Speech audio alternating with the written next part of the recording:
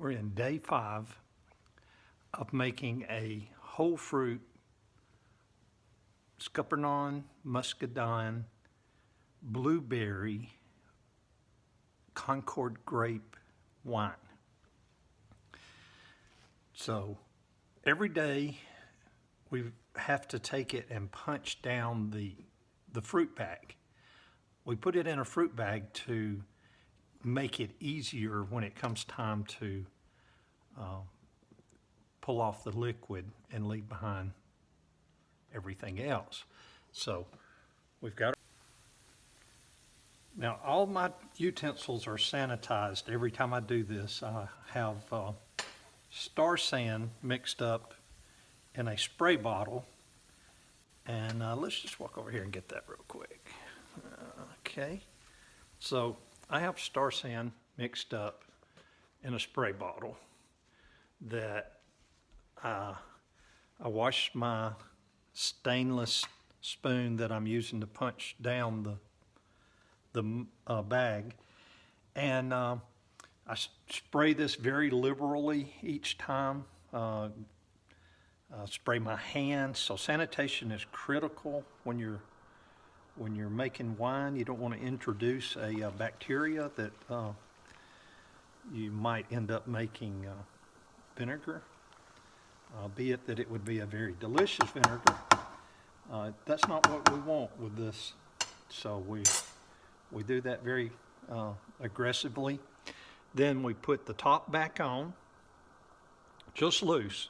Don't this will snap down for to seal it, and we can put an airlock in the airlock hole right here. But for now, we're just setting the cap on, and then I like to pull a towel over the top of that to keep any creepy crawlies out of there. And the yeast forms a carbon dioxide cap inside of here to help keep out any unwanted bacteria and things of that nature. So at this point, twice a day we punch down, recover, super sanitary about keeping our utensils clean, and that's what we'll be doing for 5 days on this whole fruit. Our fermentation going very aggressive. Here you see the fruit bag, and it needs to be pushed down, punched down every day, twice a day. And you can see this is a very aggressive yeast that's going here. Very happy with that. I like to turn the bag over, completely over when I do it, and punch it down. It's okay for oxygen to be exposed to your fermentation at this point in the primary, because the yeast is so aggressively going after the sugars that it needs extra oxygen.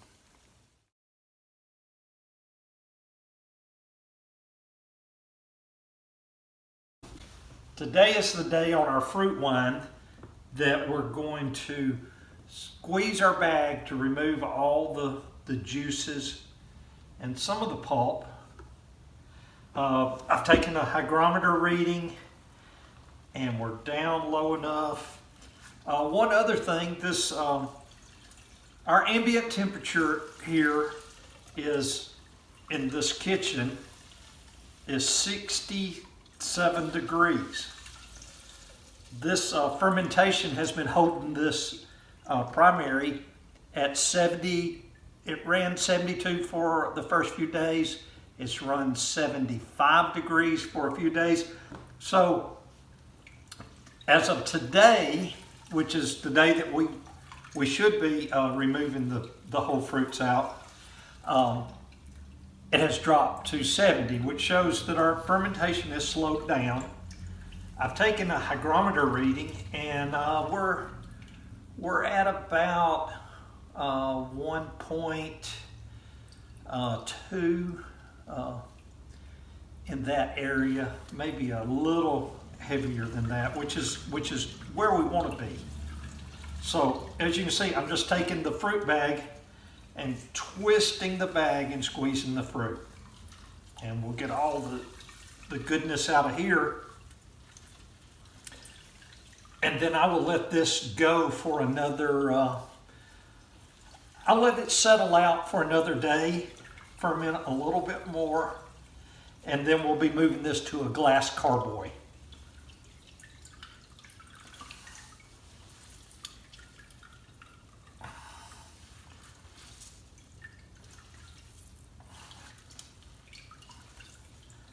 As always, I've made sure to sanitize my hands really well. Sanitize everything that I'm using.